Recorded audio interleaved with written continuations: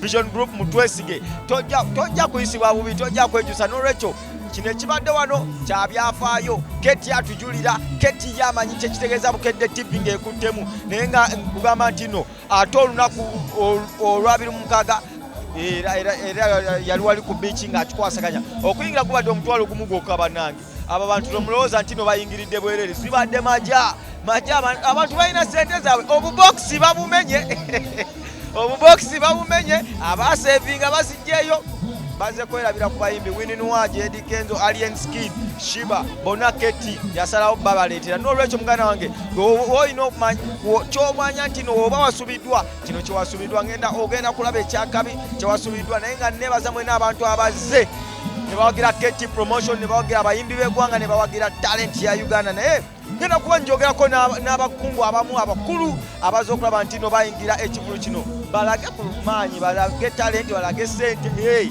n'omwaka nagwo gubagendere bulungi naye nga Springs Hotel muganda wange twakikubidde wano nanti Bukedde TV yataddemu sente ogamba ki wagwana number 1 soda wagwana nimanye eno toyitirayo nawe ndi wandongo mwana bino byenina okubeeramu kati bwe sitabeera wano nabbeerawa soka weyanjira abakulaba ku Bukedde TV yo naye nga kiri kitya number 1 promoter Anita Dagi abasinga bamanyi nga Daga naye nga nzize nange kivibingamu mu magezi abayimbi fefe nyini fa ababa promoting okitegeera ate tetuyinza butabeera mu events zaabwe mateeka okitegeera tuze leero nga bwomanyi soda bulijjo okoma naye leero mu field mwendi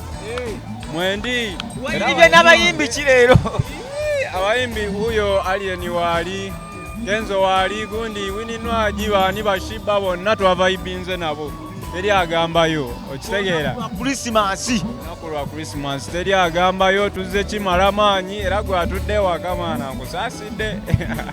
kusaasidde naye nga nze nsazeeko kakisoda gwaŋŋamba muganda wange ndabye abantu nga bayingira rapidi wano ne ŋŋamba oba bayingirira bwerere basasulwa aba bayingiridde bwerere wange kasente katwala okudda waggulu okisegeera katwala okudda waggulu so abeesobolamu fe abasobodde okujja abateesobolamu baliwa abateesobolamu bali waka balya mmere beebase balaba muvi fe twasazeeko anti kati fe mubivulu tulina obbeera mu mateeka oba kibwatukiddewa oba wa fe tuli basajja b'amasanyu okitegeera tuli basajja b'amasanyu nnyo naye nga nsanyuse nnyo okulaba muganda wa omwaka gugenda abayimbi mbalaba abamu bajja abalala ne bagwa abalala ne baseerera abalala ne bambuka ngabo kati olaba soda ngabo nsanze wano n'asatu mu lumu obanga lumu bw'ogenda okunsanga ewalala ate abayimbi fe tugenda n'agenda fe nyini fe ababa promotinga naye bw'olaba ngo n'amaanyi gasenga osooka omulyamu akawaani ng'okwatamuko omulala okitegeera kati omulala bw'aba nga yategese wano eno ate kali lwaki mba sijja kuvaibinga n'oyo Christmas soko mbuli gwe kugendedde etya kutambulidde etya nakeeredde mu masala naawe nga bw'obimanyi nakeeredde mu masala navuddeyo kati ndi wano eno ekigwera okulya ekikumba ky'olumbye soko balaga omupiira omupiira balaga omupiira ogwo omupiira simanyi kati baguyita batya ogwo omupiira baguyita buffalo ndeni wano ekikumba wano biki buno nanti buzannyo bwaffe naawe teri agambayo kati ojyokya mu kivulu nga togufulumye olaba kijja olaba kijja okujja nga togufulumye olina okujja nga ogufulumye so that bumaama biki naye ng'omwaka nno nagwo gugenderera ate era gwe tuyitamu tuba tugukubye mabega naye oguyiseemu otya obuzibu bwe bubeera bangi tebasobodde kutuuka nawano eno wetukola ki otuli olwekyo olina okwebaza Mukama Katonda kamera Mukama Katonda nkwebaza mu kamera Mwebaze mu kamera nga toliimu nsonyi. Kama Katonda nkwebaza mu kamera nga sirinaamu yadde ensonyi muganda wange webale kumbeererawo olunaku ndutuuseko ate nga nkimanyi omwaka nguleka kwate n'omulala. Soko mbuulire akasembayo luyimba ki gwe nga gwe luyimba ki na muyimbi kyakoledde omwaka guno? Guno n'omwaka gwo nga wogula era lyeni yagukutte mwana. Yagukutte naawe olina kyogambayo. Luyimba ki? Sikyadde muganda wange akubye kuva ye mwezi kimpozi nange simanyi.